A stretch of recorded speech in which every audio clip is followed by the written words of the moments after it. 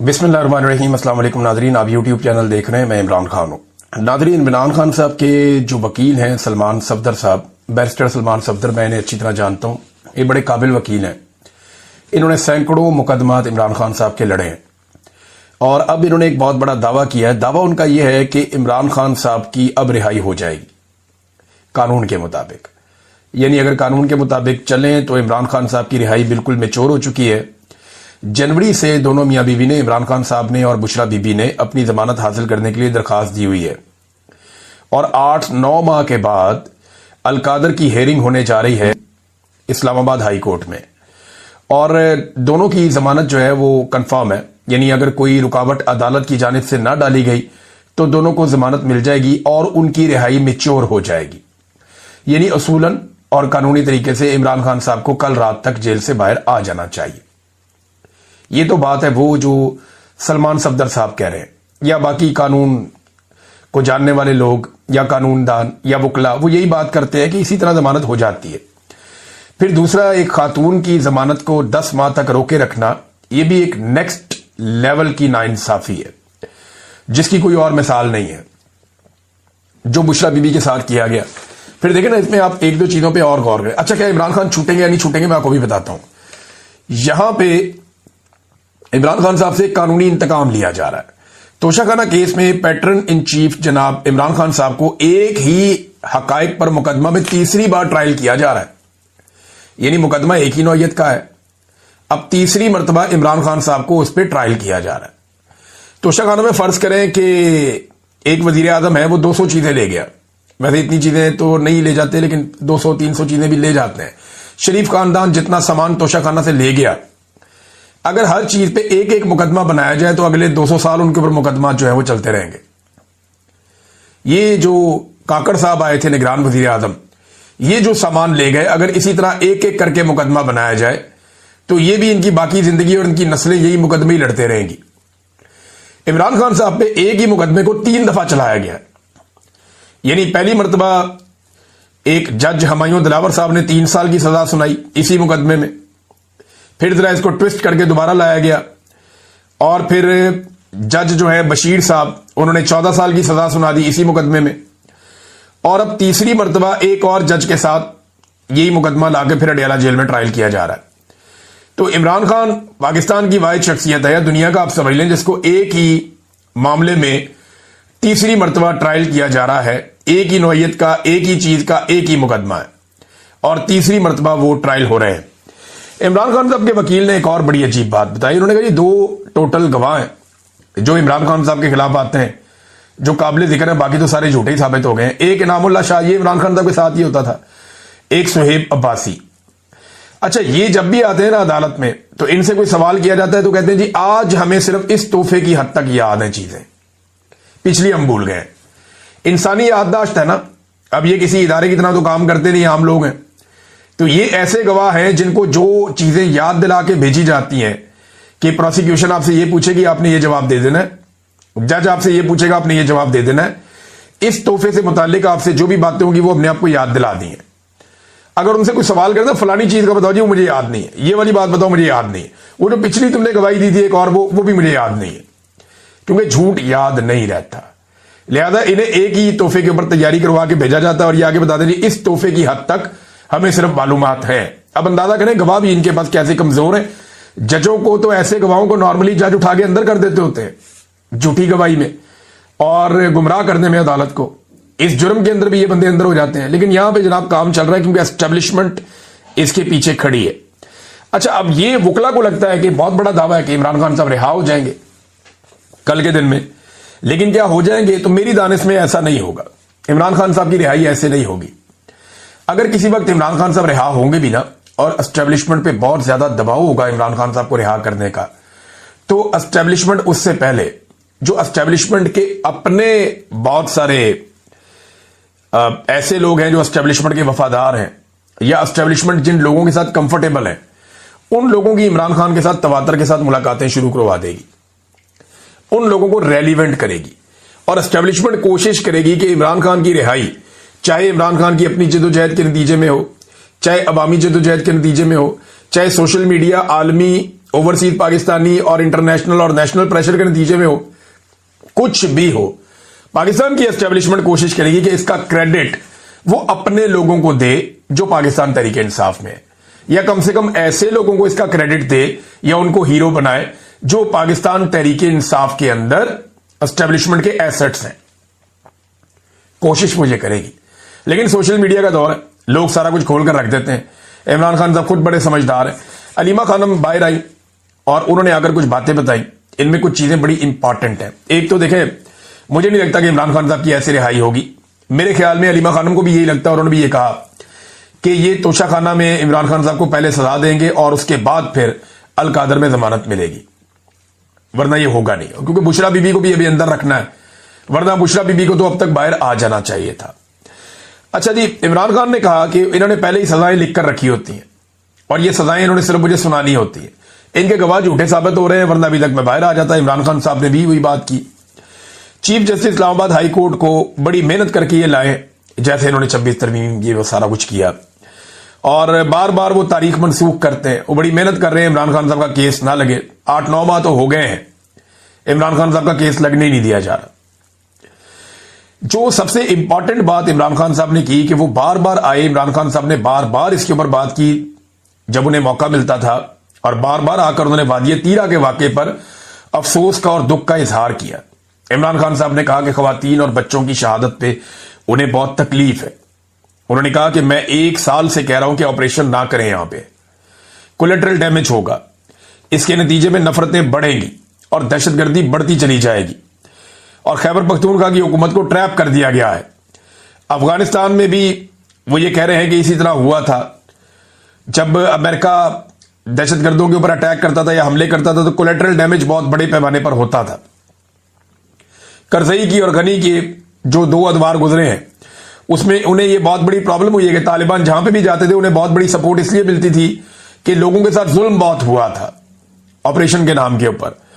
तो ये इमरान खान साहब ने मिसाल दी। फिर उन्होंने कहा जी आसिम मुनीर साहब की जो अफगान पॉलिसी है उस पर शदीद तनकीद की इमरान खान साहब ने, तफसीलात आ जाएगी, मैं आपके साथ शेयर करूंगा। उन्होंने कहा जी अफगानों के खिलाफ बयानात भी दिए गए, हमले भी, बेदखलियां भी, ड्रोन हमले भी, ये सारी चीजें इमरान खान साहब ने कहा गैर जरूरी और गलत है। आसिम मुनीर साहब सारी दुनिया में जाते हैं, इनको जाना चाहिए था अफगानिस्तान, और अफगानिस्तान जाके अफगानिस्तान के साथ मामलात करने चाहिए थे, क्योंकि पाकिस्तान का अमन वहां पे जुड़ा है। इमरान खान साहब कहते हैं कि आसिम मुनीर साहब जो मौजूदा ऑपरेशन हो रहे हैं उससे 2 मकासद हासिल करना चाहते हैं। नंबर 1, उन्हें आलमी सतह पे पजीराई मिल जाए, तारीफ हो जाए कि वो मुजाहिद है जो दहशतगर्दी के खिलाफ खड़ा है और लड़ रहा है, तो ये ऑपरेशन शुरू करके वो एक ये तासुर बनाना चाहते हैं आलमी सतह पे। नंबर 2, पाकिस्तान तहरीक इंसाफ की मुकम्मल तबाही इससे उनको हासिल होगी, क्योंकि तहरीक इंसाफ जो है वो खैबर पख्तूनख्वा में उनकी हुकूमत है। जब इतनी दहशतगर्दी बढ़ेगी, लोगों का कत्लेआम होगा, ऑपरेशन के नतीजे में कोलेटरल डैमेज होगा, तो वहां जो इंतजामी जमात है वो कमजोर पड़ जाएगी। ANP के साथ भी इमरान खान साहब कहते रहे माजी में ये हुआ था। लगता है कि पाकिस्तान को बेचने की बहुत जल्दी है मौजूदा हुक्मरानों को, और ये क्रेडिट दे रहे हैं फील्ड मार्शल को कि फील्ड मार्शल का बहुत शुक्रिया, उन्होंने इसमें बड़ा अहम किरदार अदा किया। तो जिस काम में भी हाथ डाला उस काम का बेड़ा गर्क ही किया है। पाकिस्तान की मईशत में हाथ डाला, उसका बेड़ा गर्क कर दिया। सरमायाकारी में हाथ डाला, उसका बेड़ा गर्क कर दिया। दहशतगर्दी की लड़ाई पाकिस्तान के अंदर बदतरीन हालात हमने गुज़िश्ता 3 सालों में देखे, और अब ये PIA बेच दिया। जो PIA बेचा है इसके बारे में अजीबोगरीब किस्म की खबरें हमारे सामने आ रही हैं। सबसे पहले एक चौधरी मंजूर साहब जिनका ताल्लुक पाकिस्तान पीपल्स पार्टी से है, वो क्या बता रहे हैं? वो बता रहे हैं कि PIA ने पिछले साल 26 अरब का मुनाफा कमाया था। जब PIA ने मुनाफा देना शुरू किया तो फिर एयरलाइन बेची क्यों? PIA के पास टोटल 30 जहाज हैं जो 100 अरब के हैं, नहीं इससे महंगे हैं, मैंने आज सारा तखमीना लगाया है। और फिर उन्होंने कहा जी 64 रूट्स हैं, 64 रूट्स हैं PIA के पास, और ये बैनुल अक़वामी रूट्स हैं। ये तो आजकल के दौर में मिलते ही नहीं है और मिल ही नहीं सकते। फिर 8 बिल्डिंग्स हैं जो दी जा रही हैं PIA के साथ, जिनमें एक ब्लू एरिया में है। 20 अरब रुपया प्रोविडेंट फंड PIA के पास पड़ा हुआ है, जबकि 10 अरब के स्पेयर पार्ट्स PIA के पास पड़े हुए हैं। जितने के स्पेयर पार्ट्स पड़े हुए हैं उतने में पूरी एयरलाइन बेच दी। इतने में तो कोई अच्छी बस कंपनी नहीं बनती जितने में इन्होंने पूरी की पूरी एक कौमी एयरलाइन बेच दी, जिसके बाद 64 रूट्स हैं। नाज़रीन इसको समझिए आप, ये सैकड़ों अरब का असासा बेच दिया गया 10 अरब रुपए में। और इसके साथ जो बिल्डिंग, इतने का तो इस्लामाबाद में कमर्शियल प्लॉट मिलता है 10 अरब का, जितने में इन्होंने पीआईए बेच दी और कहते हैं ये 135 अरब है। भाई 10 अरब मिले हुकूमत को, 125 अरब रुपए जो बाकी हैं वो तो उनके अपने, वो खरीदी हुई कंपनी के ऊपर लगाएं या ना लगाएं, उनकी मर्जी है। उन्होंने ये कहा कि हम 125 अरब रुपया खर्च करेंगे पीआईए के ऊपर। तो एक नई एयरलाइन बनाने में कितना पैसा लगता है पता है आपको? अगर कोई शख्स एक नई एयरलाइन खड़ी करे और उसके 64 रूट्स हों, उसके बाद इतने तैयारे हों, तो हजारों अरब लग जाते हैं। इन्होंने 10 अरब में उठा के बेच दिया। और जो असल खरीदार है मुबैना तौर पे, जो लोग कह रहे हैं कि एक्चुअली इसके अंदर पाकिस्तान के फौजी इदारों की दिलचस्पी थी, तो फौजी फर्टिलाइजर ने सामने आकर इसे नहीं खरीदा और 24 घंटे भी नहीं गुजर सके और 24 घंटे भी सब्र नहीं हो सका। और लोगों की राय में जो असल खरीदार था फौजी फर्टिलाइजर, वो मैदान में आ गया और वो अब पार्टनर बन गया है पीआईए खरीदने वाले कंसोर्शियम का। और उसे वेलकम भी कर दिया गया, क्योंकि उसे तो रोका ही नहीं जा सकता, उसे तो मना किया ही नहीं जा सकता। तो इमरान खान साहब के दौर में पीआईए का मुनाफा बढ़ा था और नुकसान कम हुआ था। ये जो वजीर निजकारी वगैरह दिखा रहे थे ना चार्ट्स, उन चार्ट्स को अगर आप देखें तो आपको पता चल जाता है कि उनके अपने दिखाए हुए डेटा में इमरान खान साहब के दौर में इसका नुकसान कम और मुनाफा बढ़ रहा था। ये खान साहब के दौर में हो रहा था और उनका ये आइडिया था कि इसको बेहतर करेंगे, लेकिन इन्होंने उठा के एयरलाइन बेच दी। एक नया बोइंग तैयारा कितने का आता है पता है आपको? ये जो 10 अरब रुपए है ना, ये जिसके अंदर इन्होंने पीआईए बेची है, ये लगभग 35.7 मिलियन डॉलर्स बनते हैं। 35.7 मिलियन डॉलर्स का इन्होंने पीआईए बेच दिया। और एक बोइंग तैयारा 300 से 400 मिलियन डॉलर्स का है। और इस वक्त पीआईए के पास 12 बोइंग तैयारे हैं, 15 एयरबस कंपनी के तैयारे हैं। और एयरबस कंपनी का तैयारा भी जो है वो लगभग 300 मिलियन डॉलर से महंगा है, बल्कि ये बहुत महंगे तैयारे भी हैं। लेकिन 27 तैयारे तो पाकिस्तान के पास वो हैं पीआईए के पास, जो बोइंग और एयरबस कंपनी के हैं, जो बहुत महंगे तैयारे हैं। एक तैयारे की कीमत में इन्होंने 27 तैयारे ये वाले बेच दिए, 5 ATR तैयारे भी बेच दिए। इनकी कीमत भी 20 से 30 मिलियन के दरमियान है एक तैयारे की, तो 5 ATR तैयारे भी साथ बेच दिए। तो ये टोटल 32 तैयारे हैं जिनका मेरे पास यहां पर डाटा मौजूद है और ये बाकायदा पीआईए की अपनी वेबसाइट के ऊपर लगे हुए हैं ये तैयारे। तो जनाब इन्होंने ये बेच दिया सारा कुछ, ये किया पीआईए के साथ। और एक और चीज जो मैं आपको बताने जा रहा हूं, आप सर पकड़ के बैठ जाएंगे कि जब आप कोई कंपनी बेचते हैं या इदारा बेचते हैं तो उसका नफा नुकसान साथ बेचते हैं ना, कि जी ये इसका नुकसान है, ये इसका नफा है, आप जाने आपका काम जाने। तो सारी नफे वाली चीजें उनको बेच दी, तैयारे भी बेच दिए, रूट्स भी बेच दिए, बिल्डिंगें भी बेच दी, और इसके साथ साथ जो स्पेयर पार्ट्स हैं वो भी बेच दिए, इसकी जो गुडविल है वो भी बेच दी। जितनी नफे वाली चीजें वो सारी की सारी पीआईए की बेच दी। अच्छा अब आ जाए जरा नुकसान वाली चीजें। इसके जितने इजाफी मुलाजिम हैं वो सब 1 साल में हुकूमत ले लेगी, उनकी तनख्वाहें और उनकी पेंशन हुकूमत की जिम्मेदारी बन जाएंगी। अंदाजा कीजिए आप, ये सौदा किया पाकिस्तान का पाकिस्तानियों ने, ये मौजूदा हुक्मरानों ने किया पाकिस्तान के साथ। और एक और अजीब बात, पीआईए का 750 अरब का जो कर्ज है वो हुकूमत अदा करेगी। ये अदनान आदिल साहब की खबर है। 750 अरब रुपए का जो पीआईए का कर्जा है वो भी हुकूमत अदा करेगी, यानी वो पैसा अवाम अदा करेगी।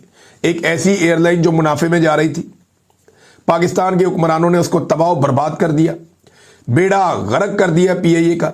इनकी अपनी जाती एयरलाइन कभी खराब नहीं होती, इनके अपने जाती जो कारोबार है वो कभी खराब नहीं होते। इनकी कोई कंपनी, कोई मिल, कोई फैक्ट्री कभी नुकसान में नहीं जाती। लेकिन पाकिस्तान को इन्होंने नुकसान में धकेल दिया, माले मुफ्त दिले बेरहम, और फिर उन्हें पुणे बेच भी दिया। और बेचने के बाद खरीदार कौन निकला? वो भी खुद ही निकल आए, अपने ही जाती दोस्त ताल्लुक वाले अपने ही लोग निकल आए, और फौजी फर्टिलाइजर कंपनी इसके अंदर भी घुस गई। यानी फौज के पास जो बहुत सारे इदारे पहले हुआ करते थे, उनके साथ साथ अब फौज के पास अपनी एक जाती एयरलाइन भी होगी। अब आप देखिएगा ये कैसे मुनाफा कमाएगी और किस तरीके से ये दिन दुगनी रात चुगनी तरक्की करेगी। और ये लोग कहेंगे देखिए जी हमने पीआईए को कहां पहुंचा दिया, जबकि पाकिस्तान को इसका अब टके का फायदा नहीं होगा। अगर नाज़रीन कोई जमहूरी दौर होता ना, तो ये मामला जाता अदालत में, क्योंकि आजकल डिक्टेटरशिप है, आसिम मुनीर साहब की ताकत है, उनका सिक्का चलता है, वरना ये मामला जाता अदालत में और इसको नीलामी को रोका जाता, इस सारे प्रोसेस को चैलेंज किया जाता और अदालत जो है वो इन सारी चीज़ों को देख लेती। लेकिन पाकिस्तान में अदालत बची ही कोई नहीं है। अब होगा ये कि कोई ना कोई रिटायर अफसर लाए जाएंगे, लाकर पीआईए के ऊपर लगाए जाएंगे और इसको भी एक प्राइवेट कंपनी की तरह चलाया जाएगा और ये मुनाफा देना शुरू कर देगी और पाकिस्तानी हसरत से पीआईए के जहाज को उड़ता हुआ देखा करेंगे कि किसी दौर में ये पाकिस्तान की कौमी एयरलाइन हुआ करती थी, लेकिन अब पाकिस्तान का एक इदारा अपने चंद लोगों के साथ मिलकर इसको भी हड़प गया। अब नादरीन, ये सारे लोग जाएंगे तो जेल में ही। ये जिन्होंने पीआईए बेची है ना, और जिस तरीके से बेची है, जो लोग इस सौदे का हिस्सा हैं, ये सारे लोग जेल में जाएंगे। और भाई इतने का तो एक तैयारा नहीं आता छोटा मोटा, जितने में आप उठा के पूरी कौमी एयरलाइन को बेच रहे हैं, जिसके 64 अप्रूव्ड रूट्स हैं, यानी जिसकी गुडविल ही अरबों खरबों में है, उसको उठा के आपने बेच दिया। ये सारे लोग जेलों में जाएंगे जब कभी भी इंसाफ का दौर आएगा। और पाकिस्तान की हालत इन्होंने पता क्या कर दी है, दावे इनके पता नहीं क्या है, और हालत इनकी ये है कि हुकूमत ने जुलाई से लेकर नवंबर तक, ये मैं आपको इस साल की बात बता रहा हूं,